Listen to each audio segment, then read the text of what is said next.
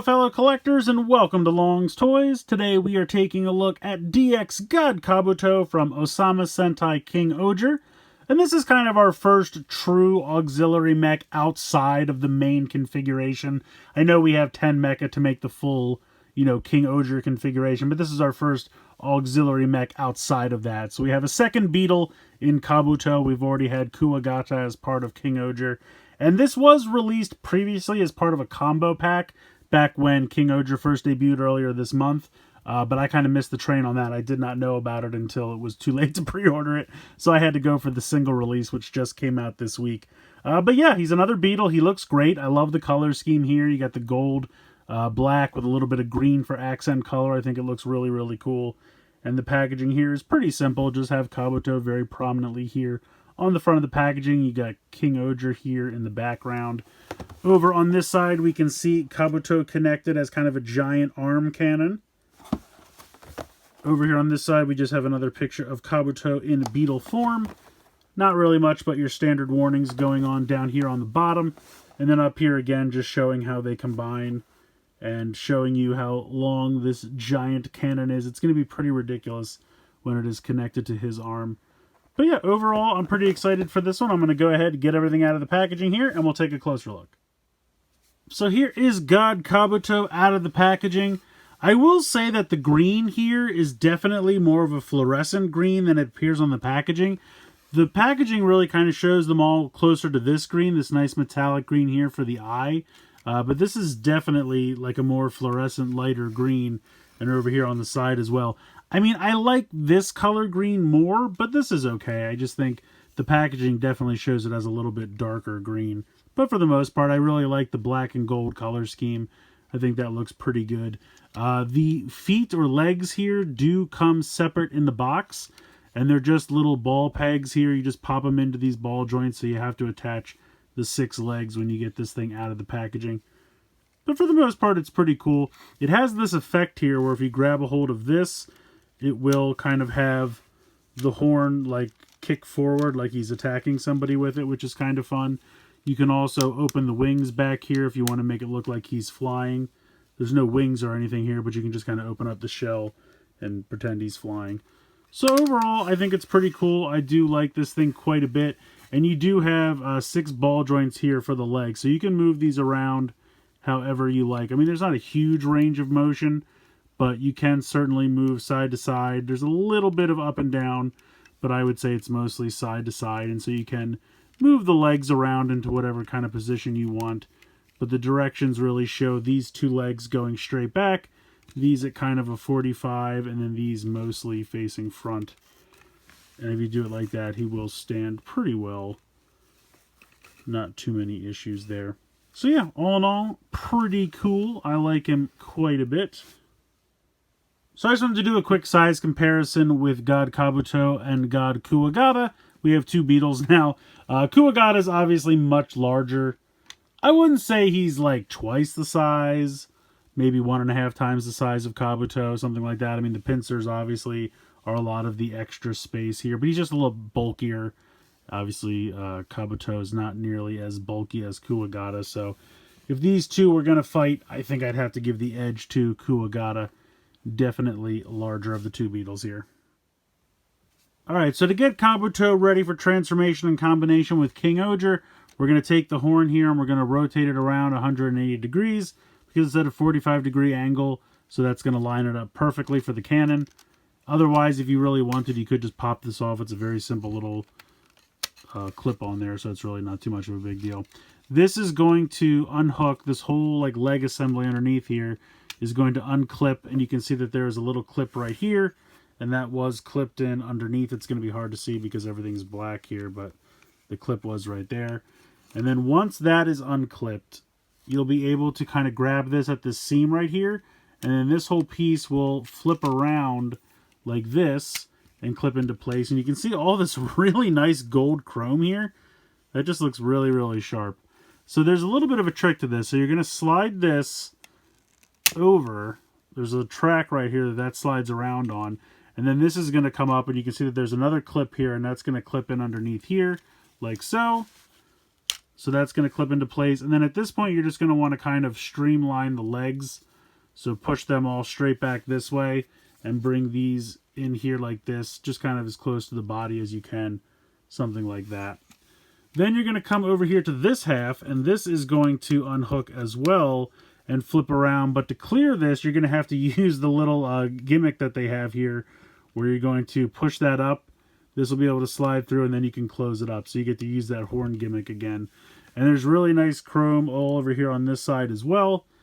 And this has made the absolutely ridiculously long cannon mode, which I believe is actually taller than Kingohger altogether, but we'll take a look in a minute. But it is a ridiculously long cannon mode. But the chrome looks really nice. I love that chrome.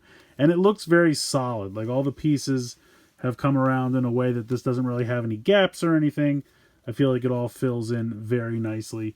So let's go ahead and bring in Kingohger. Alright, so here's Kingohger here, and this is 100% taller than Kingohger. If we pan the camera up here, you can see it is quite a bit taller. So this is going to be a very interesting combination. Basically how this works, I like to kind of just pull the dragonfly wings as far back as possible, just to get them out of the way. This is also going to be a problem because there's just so much like kibble here from Kuwagata. But we're going to straighten this out. We're going to flip this down, and we're going to pop off the ladybug. The ladybug is actually going to transfer over here on top of Kabuto. So line this up, and it's a little difficult for some reason. I don't really know why, but there we go. That clips on there. And then you have this little clip right here, which is going to open up. And then this is going to kind of go around the arm. Now, I feel like I have to put the arm at kind of an angle because, again, it's taller than he is. So it can't really just be straight up and down. You're also going to have to kind of get these feet out of the way. So what I like to do is kind of pop this on. This will clip on like this. And then I kind of like to just do what you can. I usually lift this one up and kind of put this underneath this. And then maybe put this one on top. But you can, if you want, kind of get this underneath both of them. Let's see if we do this. I feel like that's just going to work a little better. And then you're going to have to kind of leave the wing back as far as possible. But yeah, it's massive. You kind of can't really use the elbow either, because that's going to be a problem. I mean, unless you completely... Let me see. If I try to do this... I mean, I guess technically it does have this hinge here, so you could do something like that. But it's just going to make him so ridiculously front heavy that he's going to fall straight over. But if you wanted to kind of get like a clear plastic stand that you could put under here, I guess technically you can use this hinge along with the elbow, and that will kind of work. The only other option would be to move this whole arm completely horizontal. Oh, I'm sorry, I forgot. Once you connect this, you're supposed to move this back. You just have to get it out of the way when you're connecting it.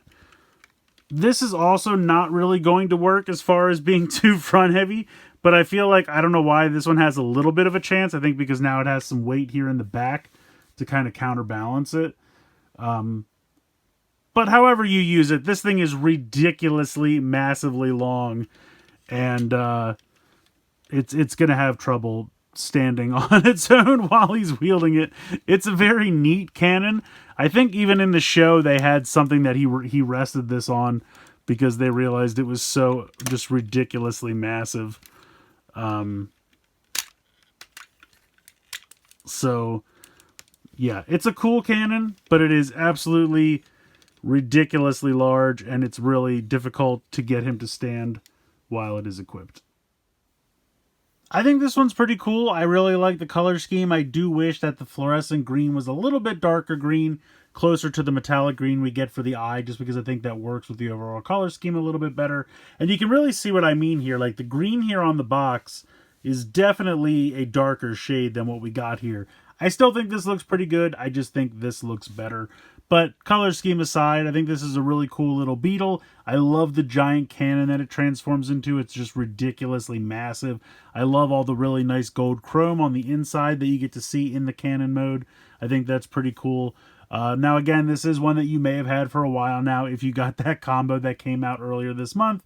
Again, I missed out on it, so I had to get the single release. But if you're like me and you missed out on it, it's nice to now have the single release available.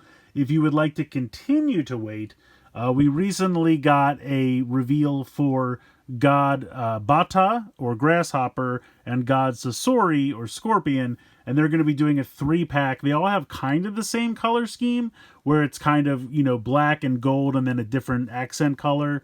I think Bata is pink and I think Sasori is blue, maybe. I'd have to go back and check that. But they all have kind of a similar color scheme because the 3 of them are meant to all combine with Kingohger together to form, I think, Legend Kingohger, I think is what the name of that combined form is.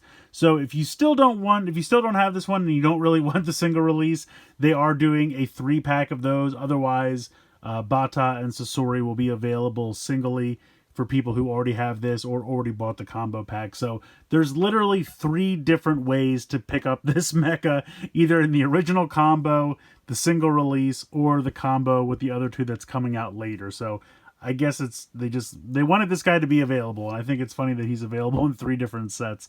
But it's a good mecha. Definitely glad I picked it up, and I can't wait to see what's coming down the line. The combination of this with Bata and Sasori looks really, really cool. So that'll be interesting, and I'm interested to see how many things we're going to get to combine together all at the same time. I'm really hoping that this isn't kind of the max of the amount ones you can combine all at the same time. I'm hoping it's not like these 13, or you have to lose these 3 and add different ones to Kingohger. I'm hoping we can just keep building on and on and on. Like, I want like a 24 combo by the time this is done, something absolutely ridiculous. I just think that could be a lot of fun. So let me know what you guys think in the comments below. Please like, share, and subscribe. Hope you guys enjoyed the video, and as always, thanks so much for watching.